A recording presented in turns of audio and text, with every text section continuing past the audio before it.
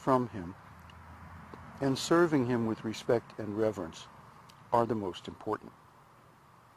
So the first 10 items were positive. Do this, do that. And the next 10 are negative. Don't do this, don't do that. And the first one is give up the company of non-devotees. This is the principle of association. You become like those who you associate with. If you associate with thieves, you become a thief. If you associate with woman hunters, you become a woman hunter. If you associate with rascals, you become a rascal. But if you associate with devotees, you become a devotee. You become purified. So one should associate with devotees at all times, not with non-devotees, or minimize. When it says association, it means we should give them our association, but we should not accept their association. Now, what does that mean? That means we'll accept the association of non-devotees on a devotional platform.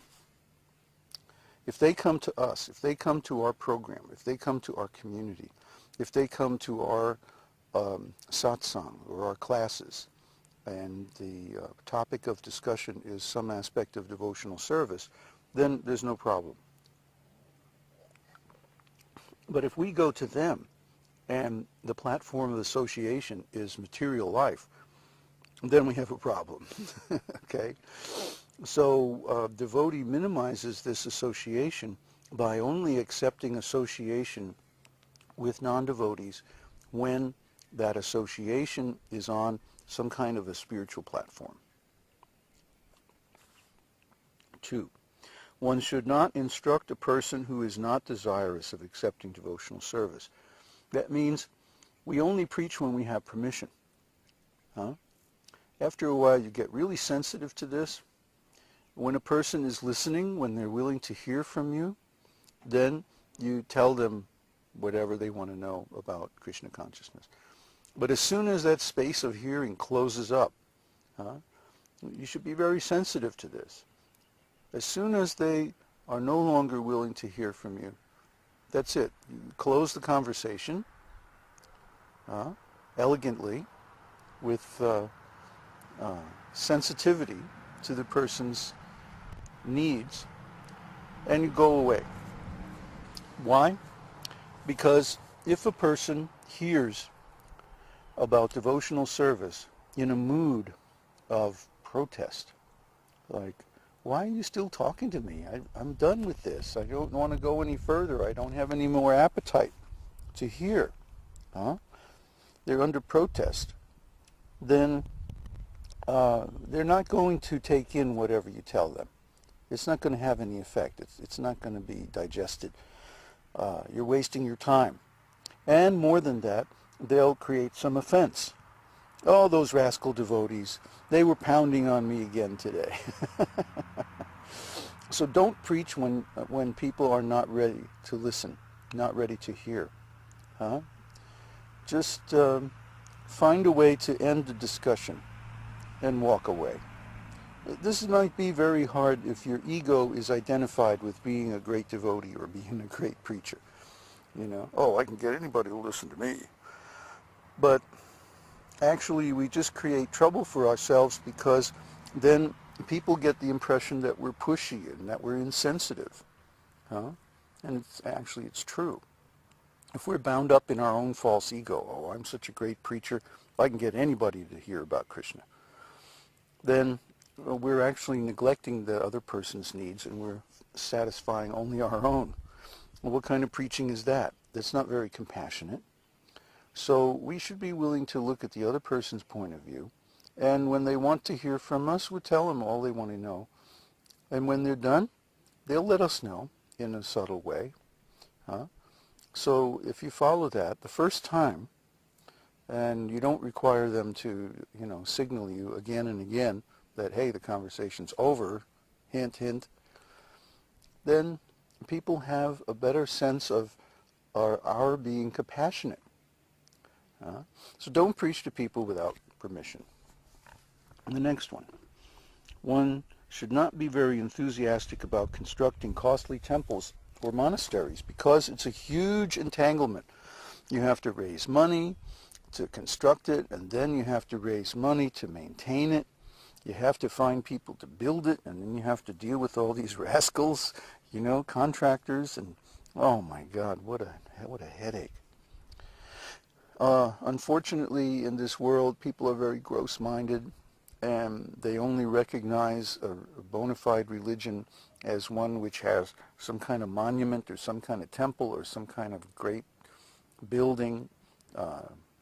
But actually, in the Vaiṣṇava tradition, our mood has been, let others build the temples.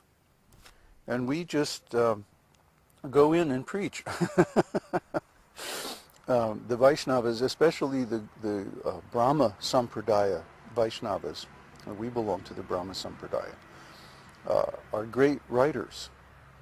And a writer's mentality is different from a temple builder's mentality.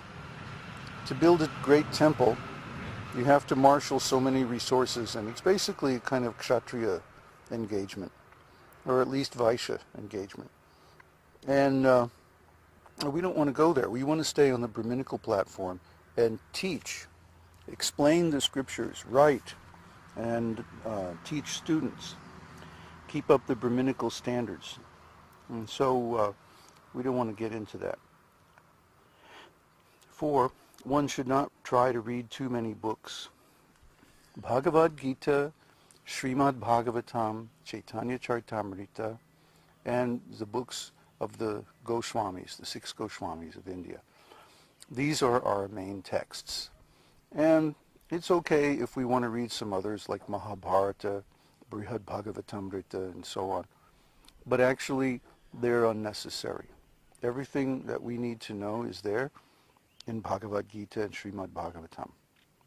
So one should concentrate on these books. Better to be an expert in a very important area of knowledge than to try to become a big scholar over the whole Vedic literatures. That's very time-consuming. It's a big effort. And then what? Then you have this false ego that, oh, I'm such a great scholar, and you'll get entangled in all these debates and so on. And it's just, it's a non-devotional kind of a thing, based on false ego. Just like, I can construct this big temple. Oh boy, aren't I great? Or I can quote from every Purana, you know, every Upanishad. Oh, wonderful. So what? Can you chant Hari-Nam 64 rounds a day or more? Huh? That's the real thing. 5, one should not be neglectful in ordinary dealings. You owe somebody money, you pay them on time. You say you're going to do X, do it. Don't be neglectful. Just because devotional service means that we have no more obligations in the ordinary ways of life doesn't mean that we can cheat people or ignore our promises or be a rascal in other ways. Don't be a rascal. Don't be neglectful in ordinary dealings. Again, it damages our reputation and it creates offenses for us. 6, one should not be under the spell of lamentation in loss or jubilation in gain. Hey, it's the material world. Stuff happens. Some days we have a good day. Some days we have a bad day. It doesn't mean anything necessarily. It's not necessarily Krishna trying to tell us something. It could just be the astrology that day or something like that. Don't take it personal. Don't take it serious.